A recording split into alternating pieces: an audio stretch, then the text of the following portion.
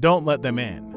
Addiction took our mother slowly. When her back teeth fell out, I kept them in a matchbox, hoping to put her back together one day. Our house fell apart, but Annie made it a home. She mothered me with band-aids on bruised knees and lukewarm microwave meals, told me ghost stories, and danced barefoot on the living room carpet. She taught me to love the simple things, even though she wished to be blonde like Mom to feel closer to her. Mom's drinking cycles were unpredictable. When light, she'd wake us at 3 a.m. with pancakes or take us to the beach, leaving us with sweet memories of those moments. When heavy, she'd be out all night, bringing strangers home, filling the house with smoke and noise. When drinking too little, she'd fall apart, screaming over the smallest things, like when I spilled juice on the couch and she burned the cushions in the yard. October, I was 13, Annie 16. Mom had been gone for 2 days, called me drunk on the morning of my birthday.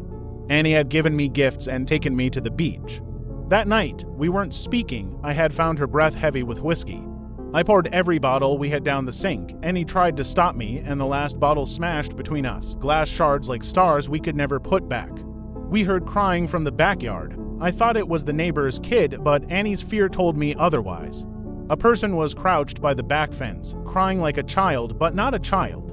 They straightened, too thin to be normal. We ran inside, locking the door, and watched as the person approached. Annie told me not to look, and we hid in the bathroom. Footsteps on the stairs, doors slamming open. Annie decided to get the phone from her room. She made me promise not to open the door for anyone. She left, and something slammed against the door. I heard Mom's voice, pleading to be let in, then Annie's voice, but something was wrong. Annie never called me Emily. I screamed that they weren't my mother or sister. The banging stopped, replaced by police sirens and footsteps running. Annie had seen Mom in the garden, out of her mind, desperate for drugs. She had mimicked Annie's voice, high enough to trick me.